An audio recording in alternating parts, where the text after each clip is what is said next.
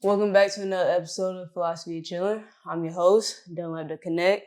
And as you can see, and if you're listening, I'm not here by myself. So before we get into everything, I'm gonna let them introduce themselves to you. It's Leb, L-E-B, Leb, CV, whatever y'all want to call it. It's Leb. For sure. I love that though. Yeah. Like the straightforward introductions always lead to more revelation in the interviews about the person. So like I love that when it's straightforward, or if y'all are artistic, creativity, introduce yourself the way you want to. That's cool. But without further ado, this episode is a little personal. This is an individual that not only is a dope ass creative and not just starting, they've been tapped their toe into the industry, but it might seem a little different because of when you're getting introduced to them too. Without further ado, the topic of the conversation is going to be through contradictions. And I know that may sound a little crazy for the interview that we're having today, but I felt like the position in which you've gone through in your journey, there might be examples of how to kind of explain and then reiterate how you ended up where you are now in your creative process through the contradictions you've had to face to get here. Right. Does that make sense? Almost. For sure. So yeah, I got you. Hopefully I can break it down a little bit better with the first question that I have to ask you. Okay. When I think of contradictions in general, the main definition that I give it is really just a different perspective that doesn't necessarily include all the context. Does that make sense? Keep going. Okay. So for this case, I know that you are solely not necessarily just a music creative, but a creative that is still exploring the industry in general. Mm-hmm. But when people see you, they might be like, okay, but I've never heard of this person. Right. That's a little contradictory because you don't know how long I've put my time into not just the development, but the creation of the music, the different projects, the music videos, everything that goes on in the back end before you see it on a public basis. Okay, yeah. So the first question I wanted to ask you was, what type of contradictions did you have to go through personally to understand, like, yeah, I need to come back to this industry and do what I know I love to do? I think contradictions is inevitable in down to everything. Mm-hmm. But I say some that I would say I had to deal with personally is just me being a creative, being a musician. Nobody has ever really seen me as a creative or as a musician my whole life. Mm-hmm. Like, I've always known how to sing, I always known how to rap. Mm-hmm. I've always loved poetry, but nobody ever looked at me like that. I ain't even look at myself as an artist. So just me starting off doing it and me continuing to doing it, it's just folks just looking at me like, so you rapping now, you singing now, you artist now. They don't see it until they hear my music or they see what's going on. They like, I didn't expect that from you. Because it's like, you don't know that side of me. You just know the side of me that's not the artist. You know me in real life, not necessarily the artist part of me. Mm-hmm. So that's just the main contradiction right there that I've been dealing with the whole time since I've been in this. That's real. Yeah. So I think everybody has actually experienced that, even myself, because when you met me, who I am now is not necessarily the same person in an outward aspect. Yeah. So with that being said, like that understanding of what does it even look like for me to express this personality and to be who I always knew that I was, but am developing into even further. How was that like for you and your artistry? Like, how did you start recognizing, okay, I do love poetry. This is the poetry that I like. Now let me channel all that into my music and everything that I'm developing. I feel like it was just something I just couldn't run from. It was predetermined. Yeah. Like it was always meant to be, because it's like I always loved it. I always had a passion for it, but I feel like I just came up, like grew up just doing so many other things that I didn't really have the place or the resources or the time to dive into that side of me. Mm-hmm. So once that free time filled up, once them resources came through, it all just came together, and it was like, it kind of felt like I should have been doing this, because like, how could I miss it this whole time? Like, I feel like I've been able to make music my whole life, but I didn't know until I started. Like, I really could have been making music when I was like 4, but I started when I was 19. So that was just that. That's smooth though. Yeah. Like, to know that the perspective that you see yourself now in is where you could have been before. What was it like for you to understand this is just how you want to move forward in general? I just realized it was a journey, for real. Mm-hmm. So I didn't feel no ways about it. I just know I'm moving forward regardless, whether I'm making music or being an astronaut. You know, either way I'm moving forward, I'm on the path. So it was just easy to understand since I figured it out. That's real. Yeah. Now, kind of shifting into how you actually create in general. What are some things that you have to pull away from that can be on a surface level kind of contradictory? What I mean by that is a lot of people say, hey, I get inspired by so many different artists. Yeah. I listen to a little bit of Shaka Khan, a little bit of, Kim over there. Shoot, I can even flip it, do a little pop, do whatever. Mm-hmm. But at the same time, I don't want to listen to anybody when I'm creating. Like, I don't want to hear or be influenced by this or that. Yeah.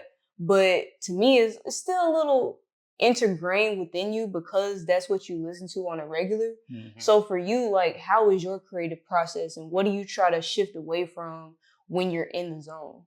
I feel like I got 2 modes. When I'm in my creative mode, I got this one mode where I just try to listen to everything. Like, when I'm trying to be inspired, I listen to any song on this earth and pull something from anything that I like to make music. But sometimes I don't want to be influenced because it's like a thin line between inspired and influenced, and I try not to be influenced. So when I don't want to be influenced, I try to cut off all types of music. Like, I only want to hear my shit, for real. Because that's the only thing that's going to inspire me to be unique, to be myself. So it's 2 different modes that I get in. It just depends on how I'm feeling, for real.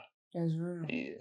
So for you, what kind of triggers you to let you know, like, you might be falling too deep into one side versus the other? I think it depends on how up to it I feel. So we all go through creative blocks, and I feel like when I'm in the terrible state of creative block, it's probably because I'm listening to too much. I got too much going on. It's too much going on in my head. I'm listening to too much. I'm thinking too much. Yeah. Overthinking everything. I just need to chill, cut everything out, clear myself, relax. So that's when I know, okay, when that creator's block come in, it's time to cut everything off. That's real. That's a little bit of what I go through too. I can't even count to you. Like, the overthinking, especially because being more of a intellectually based person, it gets so easy to think about those details like, oh, I should be doing this, or maybe I need to do a little bit more to this and try to make sure that this is as smooth as I want it to before I move on to the next thing. Absolutely. So I know that can all very much so be a hindrance as well. So when it comes to you trying to make sure that you're staying true to your creative aspects and what you're trying to convey to the world, what is that vision or that through line of motivation that gets you to understand, okay, I know all of this is going on, but this is what's going to recenter me so I can move on? When I create, I just want to make sure it sounds like me. You know what I'm saying? I don't want to try too hard to sound like nobody else. Like, that's good. I know when I'm in that mode, when I make something, I'm like, oh yeah, that's Lab right there. That ain't nobody else. That's Lab. Can't nobody make this but Lab. So that's when I know for sure that I'm where I need to be. That's facts. Yeah.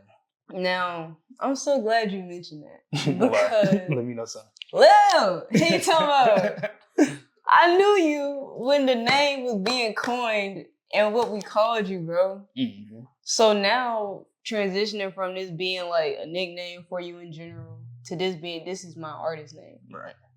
How was that transition and kind of like a re-innovation of that person? I feel like it's kind of the same because it's a smooth transition because a lot of people call me Leb anyway. So it was just, it's not really that deep. It's just, that's my name. That's my artist name. That's my name in real life. People call me by my government name a lot of times too. My government name, Caleb. So, So there's no difference between the two? Nah, not really. Ooh, okay. So with that being said, now that you're in a sense of kind of, how do I say, putting a stamp on that name and making it to where whenever you hear the word, you see the letters, it's being correlated back to you and the things that you do. What are the things that you're currently creating, have put out there that you want all of these things to be connected to? I just think when I create and when people see the name, they I like everybody to have a different opinion on what they hear from me. You know what I'm saying? I don't like when people give me the same opinion of what they hear. I want everybody to have a different perspective because I want it to hit different for everybody. Everybody got different ears. Even if some folks dislike it, I like to hear it just because I want to hear how each thing sounds to each different individual. So that's good. Yeah. So did you see yourself originally within the creative space being an artist, or where you originally saw yourself completely different from where you are now? At what point? Any point. Just growing up, I didn't know I was gonna be an artist at all. I thought I was gonna be somewhere playing ball for real. So like everybody else. So. But it came about just because I always talk shit. I love talking shit. I love wittiness. I love writing. I love music. So it kind of just made sense, you know what I'm saying? If I like writing, I'm always been smart. I always knew how to write. That's real. I'm always joking around. That's facts. I like fly shit. So it's like, how can I not be an artist at that point? So that's real. Once that light bulb went off, it was like, okay, duh. Of course I'm an artist. It's meant to be. That's real. So the signs of contradiction kind of showed you a little bit of what was true for you. Yeah. How was it like recognizing that and going through the process of realizing, okay, shit, this may not be originally where I thought myself to be or how I would have defined the space and time that I'm in right now, but now living it, experiencing it, knowing that this is where I want to be, contradictory to where I thought I was originally. Yeah. How does it feel for you internally? It's just something that I had to trust for real. Cause like it was so clear at a certain point in time when it first came about, I couldn't believe it. Cause it's like, how did I miss it? But once it became clear, I made sure that it was clear. I prayed about it, talked to God about it, made sure this was my path, made sure I could honor His name by doing it, and just went along with it. So that's real. That's what I was on. I love that, man. Yeah. Kudos to you. Shoot. So now that you're in this spotlight and you're developing, you're creating and everything like that, how challenging is it for you to kind of re-envision the goals that you want to achieve? I don't think it's that tough. Of course, it's a little different because it's like I ain't never really see this for myself fully. But once I figured it out, it ain't really been that tough at all. It's just knowing what you got to do and going through with it, working hard with it, staying consistent with it, and just trusting it. Yeah, once I feel like I can trust it, there's nothing else to do but go do it. So it's not even something that I just overcomplicate. Something I just wake up and go do. Ooh, that's good. Yeah. That's good. I can't even hold you.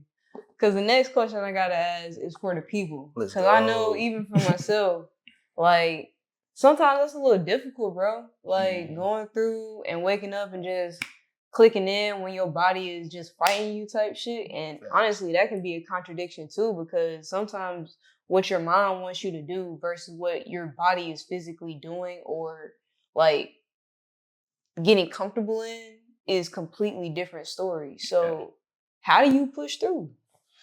I feel like it's just goals. You got goals. It ain't nothing you can do but try to achieve the goals. You're going to have setbacks and, it is what it is. But if you know you got goals, you know you got to do it. It's not really no question. Just push through. It's just hard work. Everybody go through it. So it ain't nothing personal against yourself. Just go get the work done. It's not easy. Ain't nobody said it was going to be easy. Get to work. Ooh, that was good. That was good. Damn, that's smooth. I thought this shit was gonna be funny, but you really coming. It was too. I thought you coming with the real like. We gotta open it up a little bit. I want to get funny too. That's facts. I mean, honestly, like I think the joke's gonna come in when they do naturally. Yeah. But with that being said, I do have to ask a real question for sure. Okay. And this can honestly be from my personal level. But to this day, the way that I explain to people how to pronounce my name when I'm in like a party scene, a networking event, and they like, oh yeah, what's your name? And I be like, oh yeah, Dunlap. And they be like, what? What'd you say? I said Dunlap. What? What'd you say? I said Dunlaps. like you ran Dunlaps. He like, oh. I say that to say though, you were the one that was a part of that joke.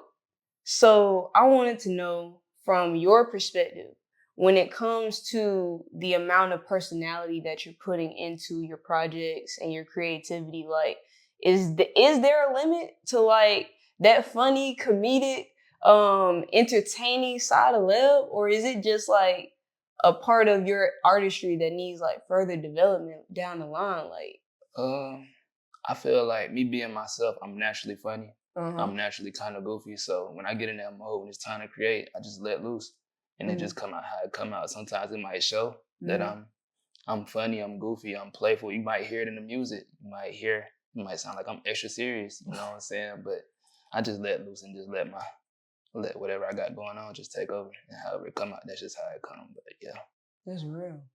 How did you get to a stage where you were comfortable to even do that though? It took a little minute, just because like since I'm a recording artist, when I first started, it felt kind of weird just speaking into the microphone, just saying what I gotta say, feeling comfortable with what I gotta say. But I think me being as good as I am, but it just came with reps for real, just practicing and getting through it, just making sure I'm comfortable. Whenever I'm comfortable doing what I'm doing, that's when I'm at my best, when I'm comfortable. So that's just how they went. That's facts. I like that. I like that because it's the practical steps that people have to do to actually complete the projects that they say they want to. Yeah. But you also kind of hint towards the complexities of the different stages and just the emotions that are experienced. Because even if you get frustrated, like, it's expected. Yeah. It's expected for you to also be like, I don't even want to do this shit no more. Like, bro, fuck it. I ain't getting no results out of this bitch. Like, but still, if you say you want to keep doing something, like, those reps matter even if you're seeing no gains in the beginning. Because it really comes towards the end and as it's still progressing. So for your progression in general, like, I know I've asked you off camera, like, how do you describe your music? But to an audience that is just being introduced to you and trying to figure out, okay, well, how can I vibe to this? Like, what can I vibe to? How is, in a way, it best stated what experience somebody can get from listening to your creative projects? I'll say if you from Atlanta and you know what Atlanta sound like, you're gonna hear Atlanta in my music. You're gonna hear what I'm talking about. You're gonna hear the way I'm rapping. You're gonna be like, oh yeah, that nigga from Atlanta, for sure.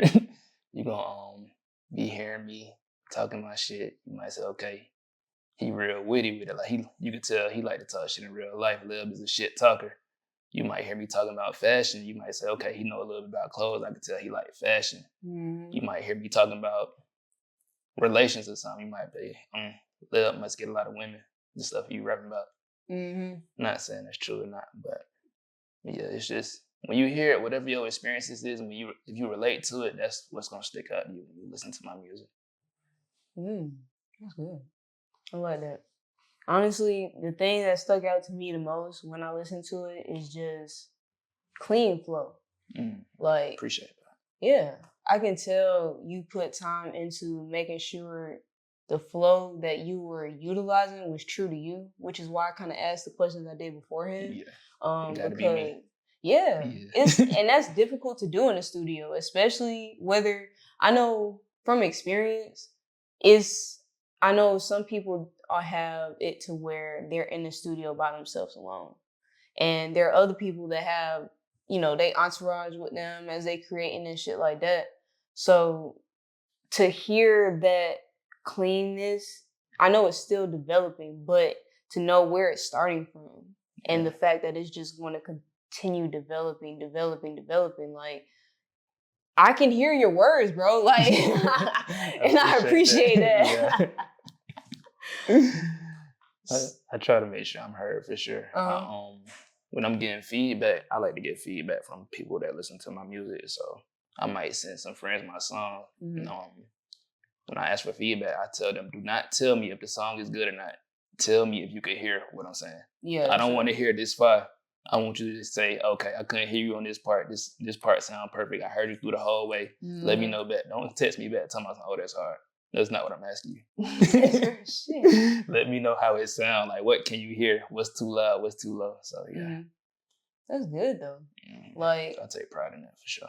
I would take pride in it, too, because that also attributes to you on how you're able to receive constructive feedback, even if it comes in a non-constructive way. Yeah. If that makes sense. Which is a little contradictory in itself, because you can really fly off the handle and be like, man, fuck that shit. I'm going to do it the way I want to. But what is something that kind of keeps you open-minded to that aspect? I just try to say, like, my music, I try to not make it for people that are music experts. I try to make it for everybody.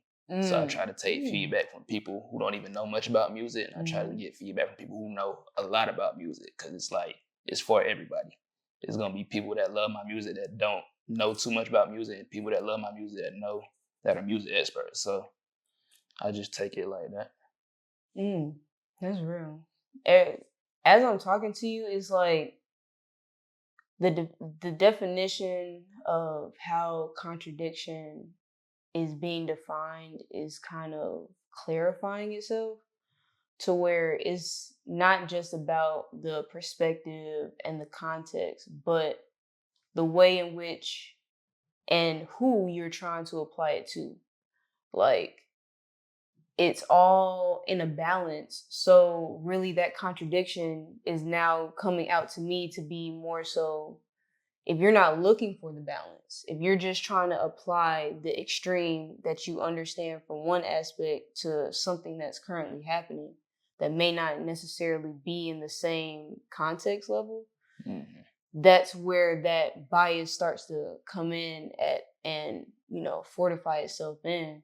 But every response that I've been hearing from you is emphasizing that balance.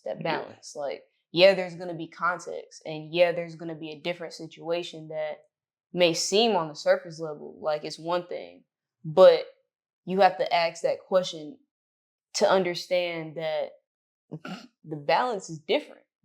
The way that it's being applied isn't necessarily pertaining to that extreme. It's just how you're trying to balance between the two so you can continue to move forward.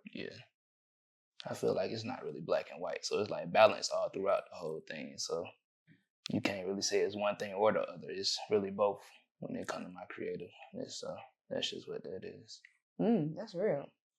So we're kind of getting towards the part of the episode where I kind of shift the table a little bit. Okay. And I allow for the interviewee to become the interviewer.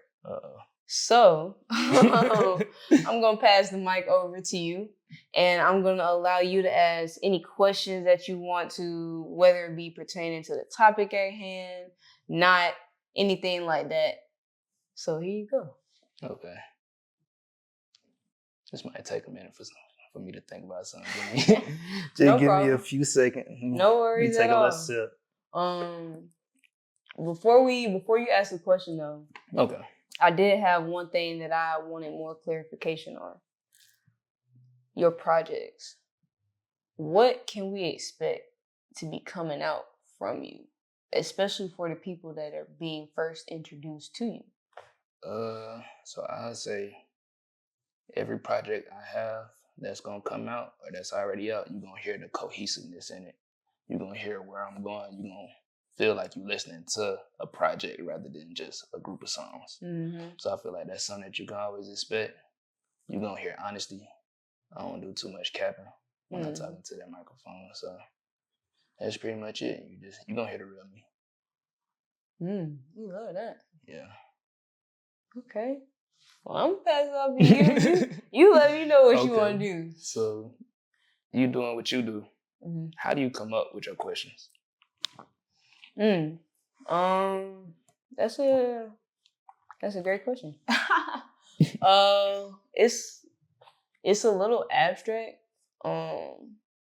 Most of the times I'll have exactly what I want to ask already just based off looking at somebody's project. Okay. But a big part of the questions that I ask, or at least the ways in which it comes out when we're actually recording, is solely based off like the energy of the person.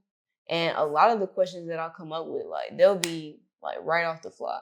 And it'll just be an integration of, okay, this is what I genuinely would ask you if we weren't even recording. Like if I feel the comfortability in you, I would have asked you this shit anyway. And it's also a combination of, okay, you are an artist in this space. What is it that I'm trying to pull out of your artistry so that people can see not just who you are and what you're, putting out publicly, but a layer of your personality that people may not see underneath. Okay. So we talked about writer's block a little bit earlier. So have you ever felt when you was talking to somebody, like doing this platform, and it's like you didn't feel the connection, so it's like you don't really know what to ask? You ever experienced that? How you get through that? Oh, for sure. I feel that honestly, even outside of like doing these interview platforms, I be in front of people talking and being at like different network events, and sometimes I just be silent. Like I'll just sit there and I just be like, okay, if I ain't got nothing to say, I ain't finna say it. Yeah. But especially in this interview space, it'll be like the pause is just a little bit briefer because I have to think. Like I just can't do a surface level question. And sometimes a surface level question may pop in my head and it just be like, hell no. Like, why would the fuck would you say that? Yeah. We not finna trash that shit. So at that point, it'll be literally me like, okay, trash. And then I'll look at the person. I just be like, okay, without fear, without hesitation, without stereotypes or nothing, what is something that I would ask this person if I felt no restrictions?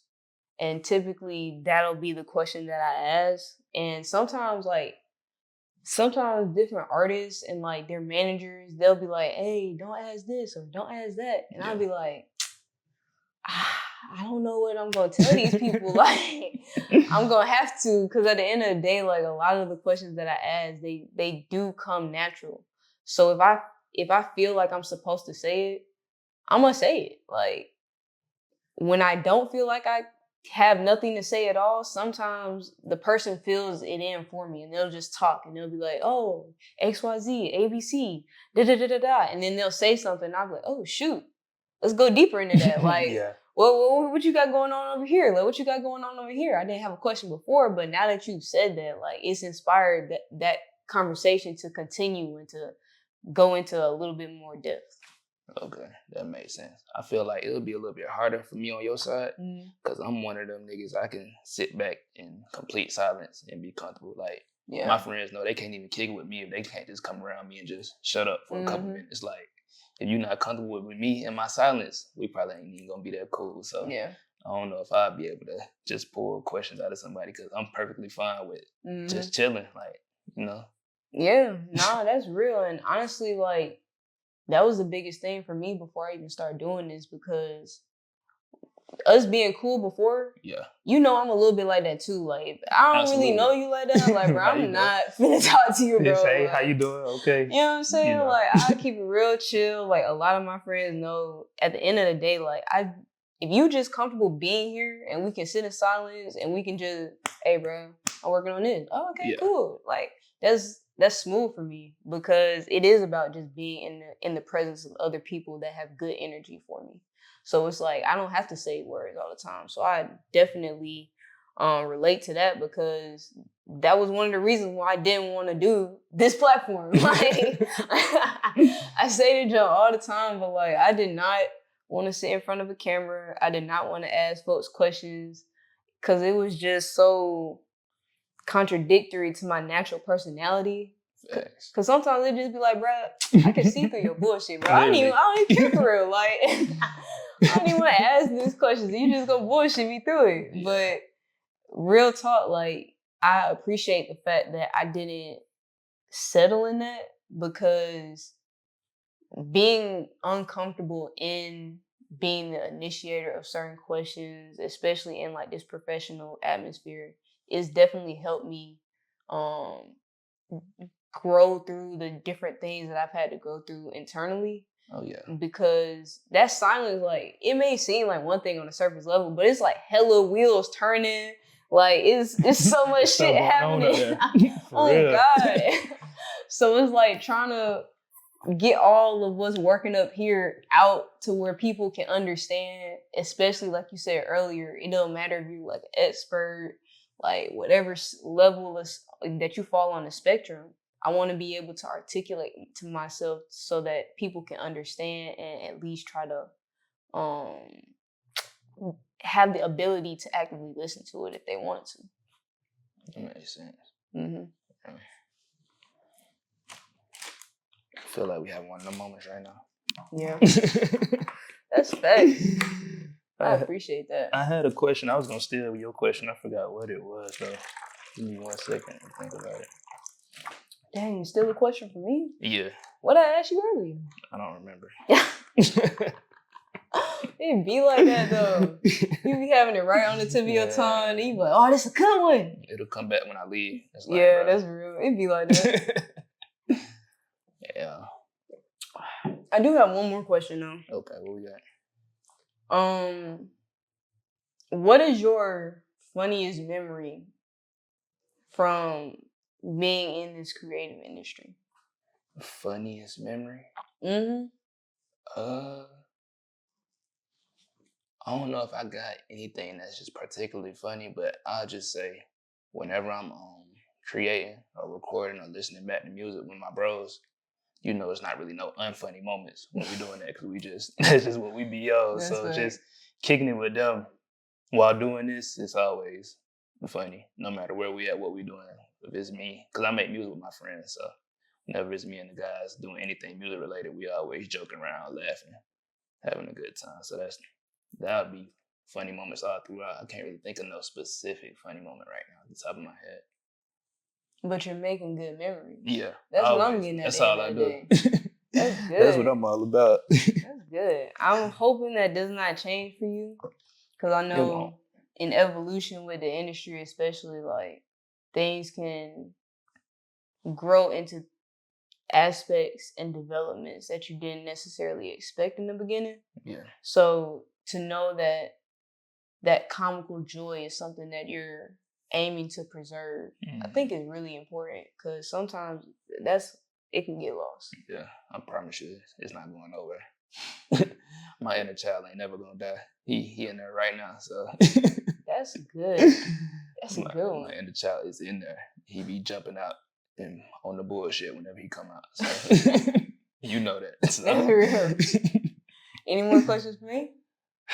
I wish I did, but nah, I don't. Okay, cool. Yeah. Well, with that being said, honestly, we can really chill out here, just be, but y'all have to go. Yeah. So before we leave out, before we let y'all go to the rest of y'all day and do what y'all need to do, I need to let y'all know, and Leb is gonna let y'all know how to find his projects, how to find him, and how to stay in tune. Because at the end of the day, it's a vibe that y'all got to get into. Yeah. So follow me on Instagram at leb.cv. So it's leb.cv. V as in violin, not B as in boy.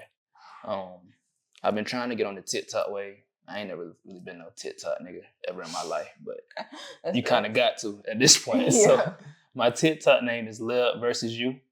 Leb versus YOU. I don't know how I came up with that, but it just sounded cool when I first made a TikTok. I just made a TikTok just to watch videos, and that was my name. But now I post on TikTok, so y'all can find me on there, find my content on there.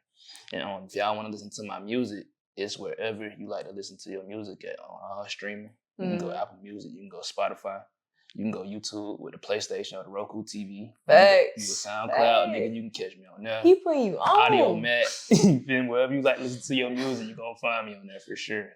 So wherever you like your music, just LEB caps. That's where you're going to find me at. And I post whatever I own, whatever music I make, I post it on my social media. So it's only a click of a link away. So, yeah. We love that. So, as always, I'm done at the Connect. And I'm Leb. And we out of here. I was supposed to say that? I'm Leb. Yeah. Okay, cool. For sure. Peace. All right, yeah.